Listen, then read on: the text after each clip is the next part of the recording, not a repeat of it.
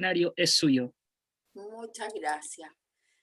Bueno, en primer lugar, agradecerles la oportunidad del diálogo o la conversación, como dice él, que es una forma de danzar a la Maturana, que en paz descanse, porque pienso yo que es un espacio privilegiado. Yo no sé si tienen conciencia ustedes de eso, que son los que han estado iniciando este grupo, porque en este momento cada 15 días, ¿no es cierto?, nos detenemos, nos miramos, aunque sea virtualmente nos miramos, nos preguntamos y reflexionamos conjuntamente.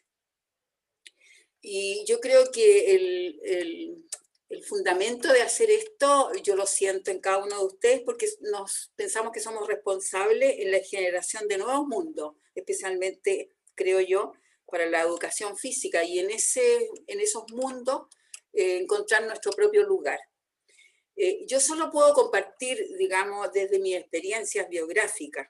No puedo hablar desde otro punto de vista que me han definido mi forma de ser y mi hacer vital y profesional. Para mí, la profesión y el ejercicio profesional es una forma de vida, es uno de los aprendizajes que tuve la oportunidad de aprender de uno de mis maestros, que fue el director de mi escuela y que fue el creador, el fundador de mi escuela, don Luis López González. ¿Ya?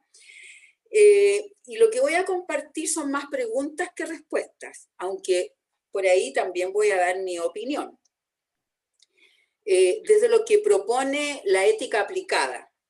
Y para eso voy a tomar lo que Victoria Campo, que es una filósofa española, plantea a partir de 3 preguntas de Kant. ¿Y por qué desde la ética aplicada? Porque la ética aplicada, la verdad que no dice nada, ¿ya? Solamente pone de manifiesto que hay un dilema que resolver. Y ese dilema, la única forma de resolverlo, así como estamos conversando, es hacerlo en conjunto, entre todos y todas, ¿ya? Ese es el desafío, de hacerlo interdisciplinariamente. Entonces las preguntas son 3. ¿Qué podemos conocer? ¿Qué debemos hacer? ¿Y qué podemos esperar si hacemos lo que debemos? ¿Ya? ¿Qué podemos conocer? ¿Qué debemos hacer? ¿Y qué podemos esperar si hacemos lo que debemos? Y a partir de cada una de ellas, entonces, ahora voy a compartir una breve presentación para que quede también la imagen.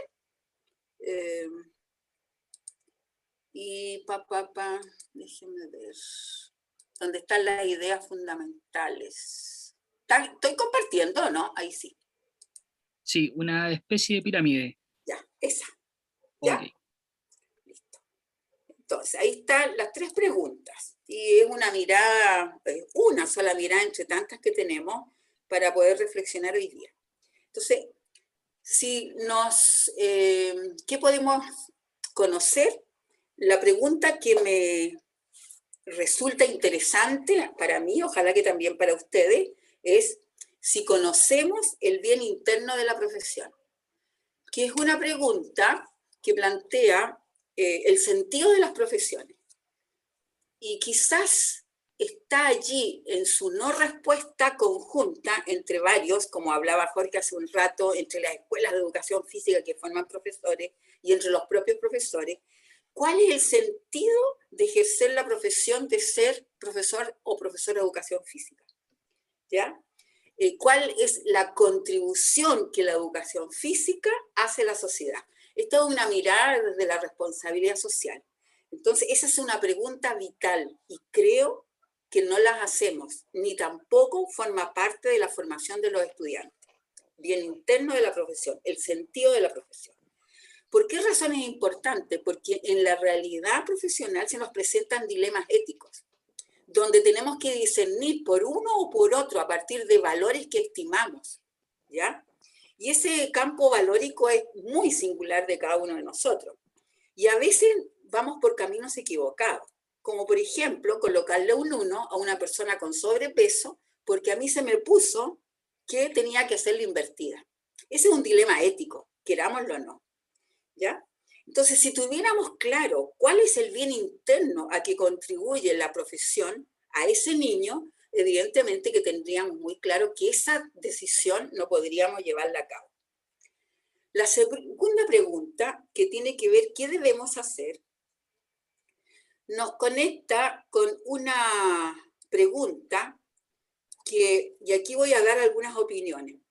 Nuestros fundamentos de la educación física, especialmente a nivel escolar, ¿tienen parte de una racionalidad instrumental, técnica, o tienen una racionalidad transformacional? Yo pienso que prima lo instrumental. ¿Y por qué digo esto? Porque hay una diferencia entre decir la educación física para y la educación física por lo que significa la motricidad y nuestra corporeidad. Y en este último tiempo no hemos debatido, creo yo, incluso bizantinamente, hasta haberle transformado digamos, el nombre a la asignatura de llamarla educación física y salud. No es que no contribuyamos a la salud, por supuesto que sí contribuimos, pero contribuimos por lo que significa la corporeidad y la motricidad y las prácticas corporales, ¿no es cierto? Por ejemplo, en todo lo que implica, ¿no es cierto?, la liberación de hormonas que van con el placer. Entonces, creo que prima una racionalidad instrumental. Y es así que decimos la educación física para la salud, la educación física para disminuir la obesidad, la educación física para, digamos, disminuir el sedentarismo. Y pienso que eso trae consecuencias para el currículo universitario y también para el currículo escolar. Y más que estar centrado en una pedagogía de ser, estamos centrados en una pedagogía del tener. Entonces, la invitación es que busquemos fundamentos desde lo que significa la motricidad y la corporeidad en el desarrollo humano y en el ser humano durante toda su vida.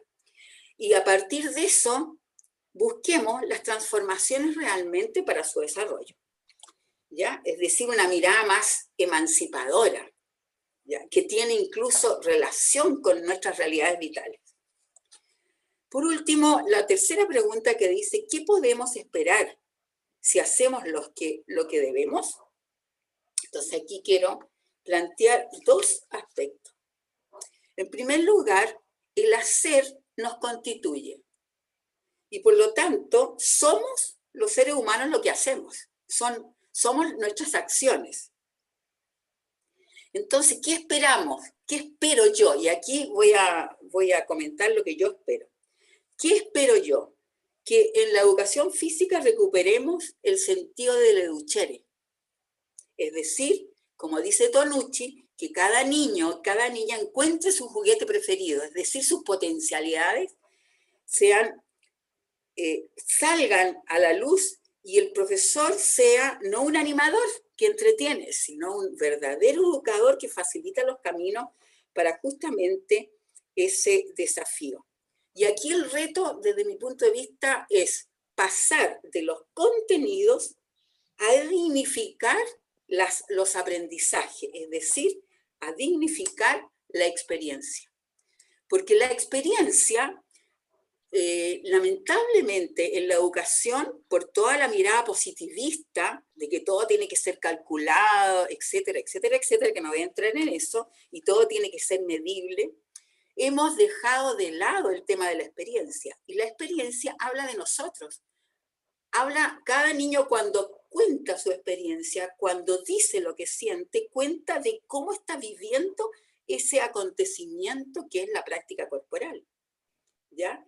Habla de su vida, habla de sus sueños, habla de lo que quiere, habla de lo que no le gusta, habla de lo que le incomoda. Entonces, la pregunta es, ¿damos oportunidad para que los niños, los jóvenes, los adultos mayores realmente nos cuenten sus experiencias? Que son distintas, son singulares, son muy específicas. Y lo segundo, creo yo, que tiene que ver con la dignificación de un aula como espacio micropolítico de oportunidades. Fíjense ustedes, y eso implica también dignificar la experiencia, fíjense ustedes que estamos con una organización de clase del año 1839, que dado digamos, el desarrollo del currículo no se hablaba de objetivos, no se hablaba de objetivos de aprendizaje, se hablaba de contenidos. Y hasta el día de hoy la estructura de la clase, un ciclo inicial, un ciclo intermedio o de desarrollo, un ciclo final, donde los niños calientan, un enfoque solamente fisiológico y se les prepara, a veces psicológicamente, donde se pasa un contenido y por último se vuelve a la calma. Porque hay que volver a los niños y a las niñas, a los jóvenes, muy tranquilitos a sus clases que continúan, que siguen a continuación. Entonces, ¿qué significa un aula como espacio micropolítico? Y aquí tiene que ver con la formación de la educación de la ciudadanía, ¿ya? Porque un espacio micropolítico se relaciona con la justicia, se relaciona con el ser en común, se relaciona con la alteridad, pensar en los otros. Entonces, en ese sentido, preguntas. ¿Hay despliegue de procesos participativos democráticos en el aula o solamente se levanta la voz del profesor y las indicaciones del profesor? ¿El alumno o la alumna tiene posibilidades de preguntar? No siempre, no siempre, ¿ya? En el aula hay oportunidades para expresarse y dialogar, comprenderse a partir del respeto, que somos distintos, que hay diferentes matices, y que el diálogo tiene que ver con la comprensión.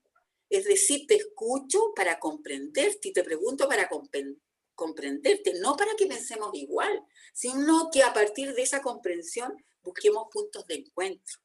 Y yo creo que nos hemos olvidado de esa forma de participación basada justamente en que somos distintos. Y concretamente, el poder de la evaluación.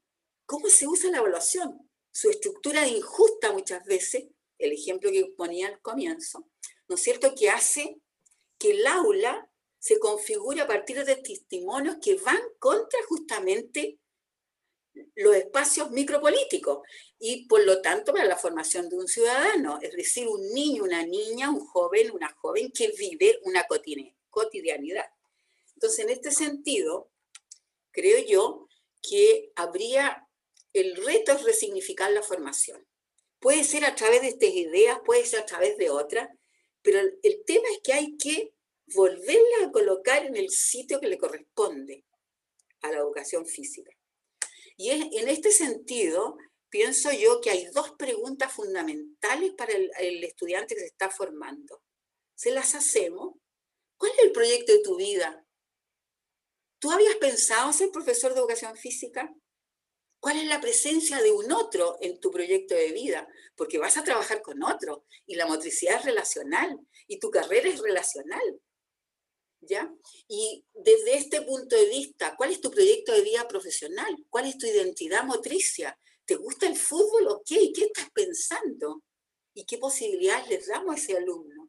¿O queremos que todos sean, por ejemplo, a mí que me encanta bailar, que todos sean bailarines? No, o sea, cada uno tiene una historia, una biografía, una identidad motricia que le hace, ¿no es cierto?, distinto en proyectarse profesionalmente. Ahora, evidentemente que el proyecto profesional hoy día hay una marcada tendencia, pienso yo, una marcada tendencia a que los jóvenes buscan trabajar en los gimnasios y que buscan, incluso en los gimnasios, entran a competir con aquellas personas que solamente con un cassette o pagando al gimnasio, ¿no es cierto?, trabajan con rutinas que les mandan de Estados Unidos cada cierto tiempo y ellos tienen que pagar. Pero nuestra profesión es otra cosa, tiene que aspirar a transformación social, a buscar nuevos mundos para los seres humanos. Entonces, esas son mis ideas que yo comparto con mucho cariño con ustedes y prefiero que conversemos, que nos preguntemos, qué piensan y lo dejo hasta ahí. Gracias. Muchas gracias, Ya, profesora. voy a salir de acá.